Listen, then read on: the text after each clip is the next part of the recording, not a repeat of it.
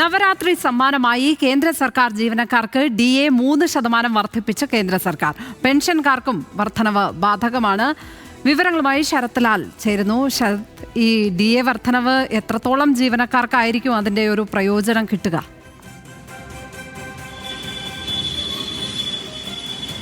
Lakshmi, 3% DA 49 ലക്ഷം കേന്ദ്ര ജീവനക്കാർക്ക് നേരിട്ട് തന്നെ ലഭ്യമാകും. അതുപോലെ തന്നെ 64 ലക്ഷം പെൻഷനും ആശ്രിത പെൻഷനുമുണ്ട്.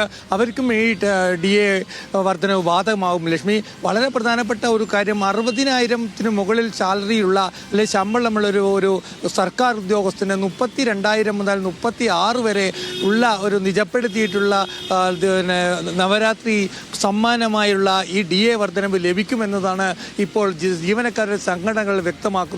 ഏതായാലും വലിയൊരു തുകയാണ് ഈ നവരാത്രി ദീപാവലി ആഘോഷങ്ങൾക്ക് വേണ്ടിയിട്ട് DA എന്ന നിലയിൽ സർക്കാർ പ്രഖ്യാപിച്ചിരിക്കുന്നത്.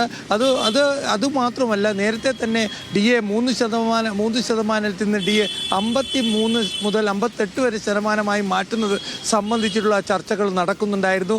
DA അടിസ്ഥാന ശമ്പളത്തിൽ ലയിപ്പിച്ചുകൊണ്ടുള്ള ഒരു മാറ്റം സംബന്ധിച്ചൊരു ചർച്ച നടക്കുന്നുണ്ട്. ഏതായാലും ഇപ്പോൾ കേന്ദ്ര സർക്കാർ ജീവനക്കാരെ സംബന്ധിച്ചോളം നവരാത്രി സമ്മാനമായി 3% ശമ്പളത്തിന് 3% DA ലഭിച്ചിരിക്കുന്നത്. അത് വളരെയധികം വലിയ ഒരു തുക തന്നെയാണ്. ശമ്പളത്തിൻ്റെ സംബന്ധിച്ചോളം, അടിസ്ഥാന സംബന്ധിച്ചോളം വളരെ വലിയ വർധനവ് ഈ DA ലഭിക്കുമെന്ന് തന്നെയാണ് ജീവനക്കാരടക്കം ഇപ്പോൾ നമ്മളോട് പറയുന്നത്. ലക്ഷ്മി, ശരത് ലാലാണ് വിവരങ്ങൾ പങ്കുവച്ചത് ഡൽഹിയിൽ നിന്നും.